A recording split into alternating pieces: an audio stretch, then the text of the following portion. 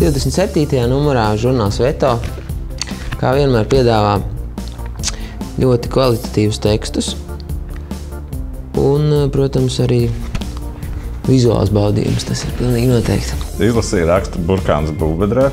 Likās interesants raksts par augu audzēšanu pilsētvidē. Man likās interesanti, ka mums šāda lieta ir kaut kas tāds vēl bērnu autiņos tīts. Tās zaļās vietas un maksimāli apzaļumot pilsētas ir lieta, par ko es stāvu un krītu. Es noteikti daudz autostāvvietas pārtaisītu par dārziem, ja man to ļaut izdarīt. Ir jāiet, kamēr svaigs ir. Un tad bija smieklīgais gabals par eksperimentu ar svaigēšanu. Kā viņš aprakstīja, ka viņam garšo bekonā ietīta viss tas filēja vēl ar kaut kādu gaļas mērci, un viņš tagad taisīs to eksperimentu par svaigēšanu. Stāsts, kuru gribējās ātrāk izlasīt, kas tad beigās būs, kas tad būs ar tiem analīžu rezultātiem, ko viņš tur taisīja un pārējo. Pirmais, ko es paņēmu uzreiz nešauboties, ka to es pilnīgi noteikti gribu izlasīt no A līdz Z, ir intervija Māra un Rols. Tādēļ, ka pirmām kārtām vienmēr interesē, kas viņiem ir sakāms, un otrām kārtām tādēļ, ka tas ir retums, kad viņi izsakās, un ka viņiem ir bijis laiks, un viņi ir bijuši Latvijā, un viņi ir piekritis intervijai. Ļoti atceros mammu daudz runājot un man stāstot par nepieradinātās modes asambleju. Manuprāt, tas bija tāds punkts, kurā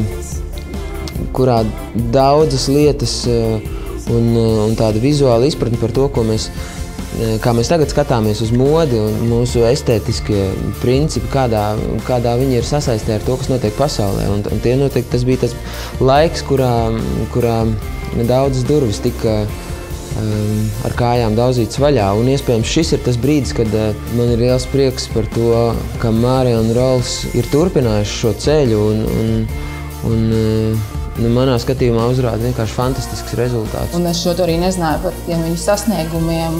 Pasaules apskatā ir vieni no jaunajiem kreatīvajiem dizaineriem, kas bija, manuprāt, viss no visas pasaules un iekļūt tādā.